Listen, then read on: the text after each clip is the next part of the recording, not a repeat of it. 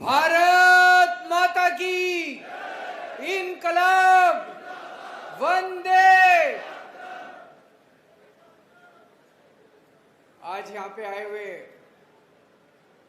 सभी भाइयों बहनों, माताओं, बुजुर्गों, आप सब लोगों को मेरा नमस्कार, सबको मेरा प्रणाम। आज इतनी बड़ी संख्या में हमारे सभी ऑफिस बेरर, कार्यकर्ता, मंडल प्रभारी खासकर सभी आए हुए हैं। कल करवा चौथ है।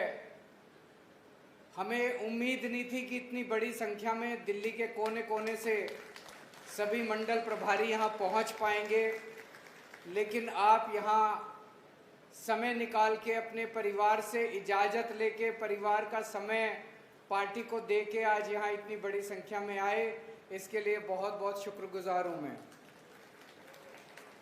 कल जैन साहब भी छूट गए जेल से, तो इसके साथ ही सभी देशभक्त अब जेल के बाहर आ गए हैं। अमानतुल्लाह खान रह गया। मुझे उम्मीद है कि उन्हें भी जल्द न्याय मिलेगा और वो भी जल्दी जेल से छूट के आएंगे। उनके लिए भी लड़ाई लड़ रहे हैं हम, बड़े से बड़े वकील खड़े कर रहे हैं, सब कुछ कर रहे हैं।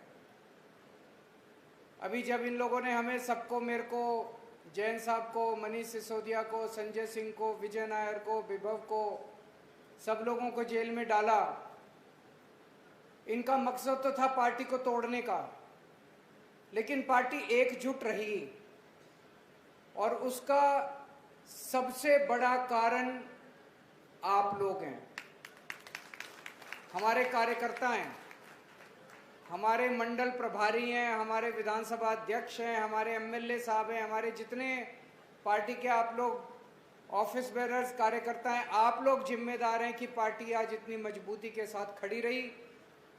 शायद भारत के इतिहास में किसी पार्टी के ऊपर इतना जबरदस्त हमला नहीं किया गया जितना हमला आम आदमी पार्टी के ऊपर किया गया, लेकिन हमारे कार्यकर्ता हमारी सबसे बड़ी ताकत हैं। आप लोग डटे रहे। एमएलए तो छोड़ो, ये एक कार्यकर्ता को भी नहीं तोड़ पाया आम आदमी पार्टी के पिछले 2 साल के अंदर।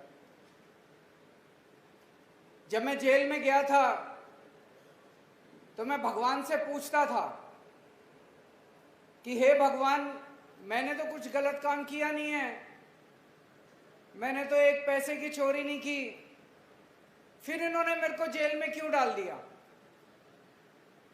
जब मैं जेल से बाहर आया तब मुझे इस बात का जवाब मिला कि इन्होंने मेरे को जेल में क्यों डाल दिया।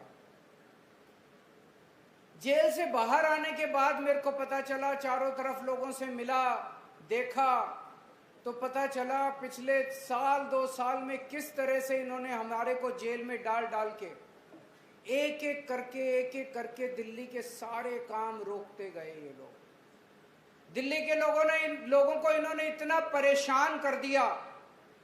लोग आते हैं, मेरे से मिलते हैं, चारों तरफ कूड़ा ही कूड़ा कर दिया, चारों तरफ इन्होंने सड़कों की रिपेयर नहीं होने दी, इन्होंने मोहल्ला क्लिनिक में और अस्पतालों में दवाइयां बंद कर दी, इन्होंने मोहल्ला क्लिनिक और अस्पतालों में टेस्ट बंद कर दिए।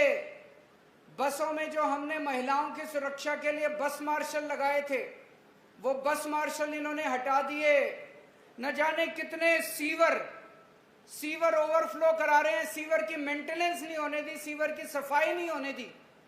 और तो और कई इलाकों के अंदर मेरे को एमएलए साहब कईयों ने बताया, कार्यकर्ताओं ने बताया, इन्होंने सीवर के अंदर सीमेंट के कट्टे डाल डाल के सीवर ब्लॉक कर दिए। करे कि नहीं करे? ऐसे कौन करता है? अपने ही शहर को, अपने ही देश को बर्बाद कौन करता है? जो लोग गद्दार होते हैं, देश के साथ गद्दारी करते हैं, ऐसे तो दुश्मन करता है। ऐसे तो कोई दुश्मन देश का आदमी करता है। कोई अपने देश का आदमी ऐसे अपने देश के साथ कैसे कर सकता है? नहीं कर सकता। इतनी गंदी राजनीति, इसलिए इन लोगों ने हमको जेल में डाला। तो आज दिल्ली के लोगों ने ट्रेलर देख लिया, पिछले 1 साल का बीजेपी का राज दिल्ली के अंदर देख लिया कि अगर बीजेपी को वोट दे दिया, अभी तो 1 साल बीजेपी का राज था दिल्ली के अंदर, अगर बीजेपी को 5 साल दे दिए तो ये दिल्ली का क्या हाल करेंगे दिल्ली के लोगों ने देख लिया। 9 साल में हमने जितने काम किए, 1 साल के अंदर इन्होंने उन कामों का सत्यानाश कर दिया, तो 5 साल में ये क्या करेंगे। इनके पास मौका था, एलजी इनके हैं, एलजी को इस्तेमाल करके जैसे इन्होंने काम रोके, उसी एलजी को इस्तेमाल करके ये काम करवा देते। जितने काम हमने करे थे उससे डबल काम करा देते ये 1 साल के अंदर। जितनी सड़कें थी चमका देते सड़कें दिल्ली की पूरी। जब हम सारे जेल में थे, मैं, मनीष सिसोदिया, संजय सिंह, सतिंदर जैन, हम सारे जेल में थे, उस टाइम ये इतना चमका देते दिल्ली को कि जब मैं जेल के बाहर आता मेरे को पूछने वाला कोई नहीं मिलता। लोग कहते जी आपकी अब जरूरत नहीं है, बीजेपी वालों ने। लेकिन इनकी ना तो इनकी नीयत है और ना इनकी काबिलियत है। इनकी नीयत ही नहीं है अच्छे काम करने की। इन्होंने अच्छे काम करने की बजाय गलत काम किए, सारे काम इन्होंने रोक दिए। आने के बाद से मैं लगा हुआ हूं। मैंने कहा था अब मैं आ गया, अब चिंता मत करना, जितने काम इन्होंने रोके हैं सारे काम एक एक करके शुरू कराऊंगा। सड़कें रिपेयर होनी चालू हो गई कि नहीं हो गई? अभी पीडब्ल्यूडी की हो रही थी, अब नगर निगम की भी शुरू कराएंगे सड़कें रिपेयर होनी। अस्पतालों के अंदर, मोहल्ला क्लिनिक के अंदर इन्होंने जो दवाइयां टेस्ट बंद किए थे उसको भी अब चालू करा रहे हैं। ओल्ड एज पेंशन जो रुकी हुई थी, ओल्ड एज पेंशन को भी दोबारा चालू करा रहे हैं। फरिश्ते स्कीम, दिल्ली के अंदर अगर किसी की भी एक्सीडेंट हो जाए उसको दिल्ली सरकार सारा इलाज मुफ्त में करती है, वो भी स्कीम इन्होंने पीछे से रोक दी। बताओ, इतनी पुण्य वाली स्कीम थी, 26,000 लोगों की जान बचा चुके। दिल्ली की बाउंड्री में किसी का एक्सीडेंट हो जाए तो दिल्ली सरकार अपोलो में, मैक्स में, फोर्टिस में, एस्कॉट में, जो बड़े बड़े अस्पताल हैं उनमें फ्री उसका पूरा इलाज कराती है। अच्छी बात है कि नहीं है? पुण्य की बात है, इसमें राजनीति नहीं होनी चाहिए। वो स्कीम भी इन्होंने रोक दी, लेकिन हमने वो चालू करा दी, दोबारा चालू हो गई।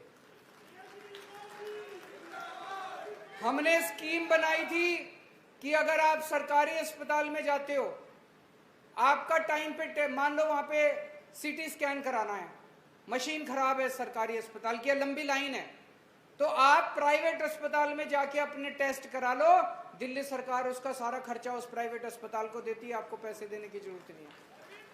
हमने स्कीम बनाई थी कि अगर आपको ऑपरेशन कराना है, सरकारी अस्पताल में गए, डॉक्टर के पास टाइम नहीं है, डॉक्टर 2 महीने बाद की डेट देता है, आपको वेट करने की जरूरत नहीं है, 2 महीने में तो मरीज ही मर जाएगा।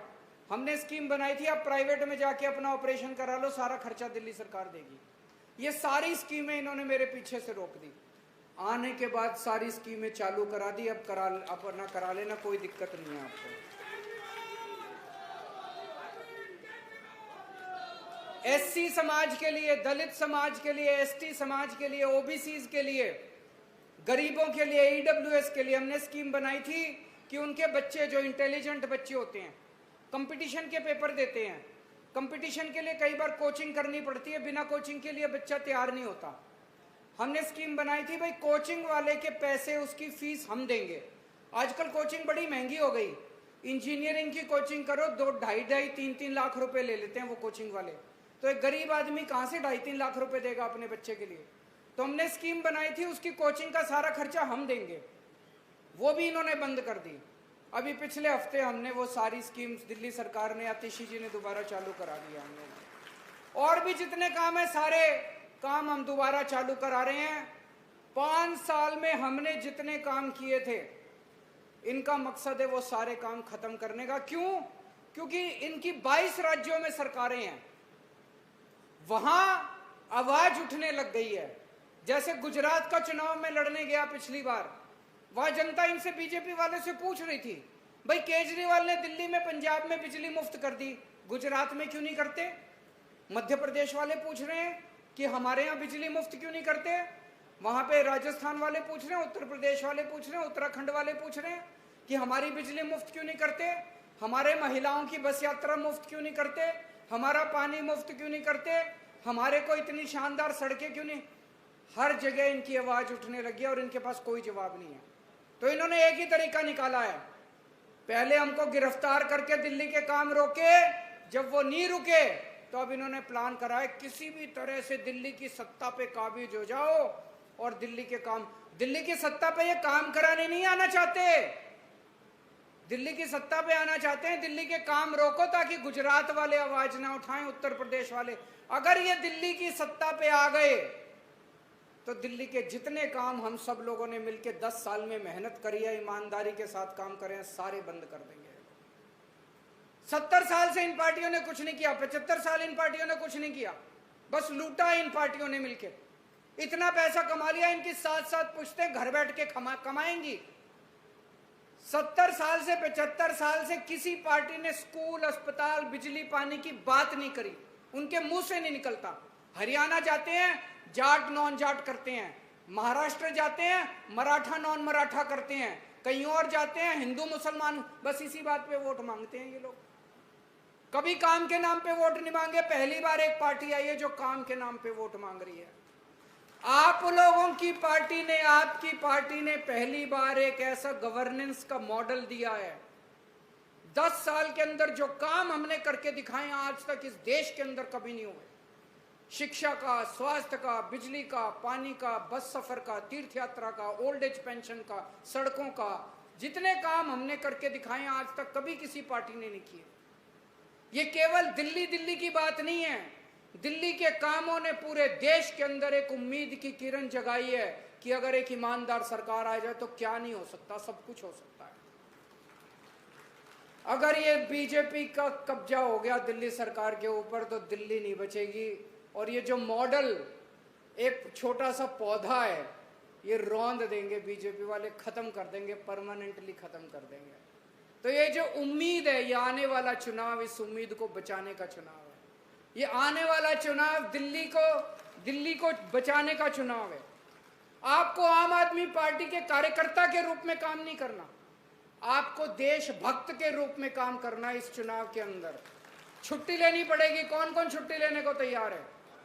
और आप ये समझ लेना, और जबरदस्ती हाथ मत उठाना, ईमानदारी से हाथ उठाना। मेरे को भाई मानते हो, सारे जने मानते हो, मेरे से वचन कर रहे हो आज आप लोग। कईयों के हाथ नहीं उठे, अब मेरे कहने से जबरदस्ती उठा दिए, पहले नहीं उठाए। छुट्टी लेनी पड़ेगी, 3-4 महीने छुट्टी लेनी है। मंडल प्रभारी ऊपर से नीचे तक, मैं नेशनल कन्वीनर हूं, फिर ये विधानसभा अध्यक्ष है, फलाना डिमका, फिर नीचे आ जाते हैं बूथ कार्यकर्ता तक।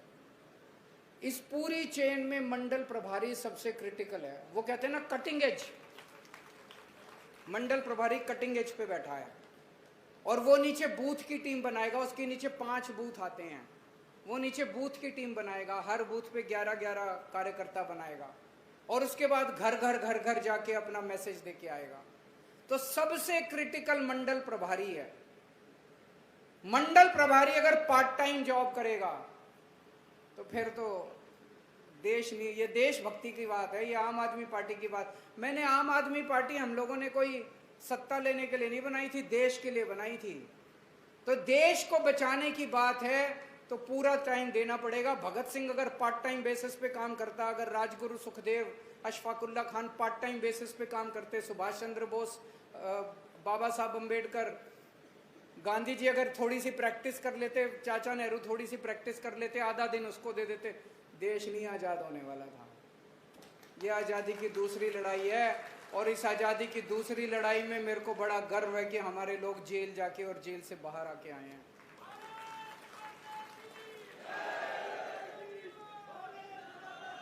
मेरे को चिंता इस बात की नहीं है कि हम सत्ता में आएंगे कि नहीं आएंगे, मेरे को चिंता इस बात की है हम नहीं आए तो इन स्कूलों का क्या होगा। एक आदमी मेरे से पूछ रहा था, बोला अरविंद जी अगर आप चुनाव नहीं जीते तो आपका क्या होगा? मैंने कहा प्रश्न ये नहीं है अगर मैं चुनाव नहीं जीता तो आपका क्या होगा, प्रश्न ये है आपके परिवार का क्या होगा। अगर हम चुनाव नहीं जीते, आम आदमी पार्टी चुनाव नहीं जीती तो आपके परिवार का क्या होगा। बिजली के रेट फिर बढ़ जाएंगे। मेरे को याद है बिजली वालों के खिलाफ, बिजली के बिलों के खिलाफ मैंने 2 बार 15-15 दिन का अनशन किया था 2012 में।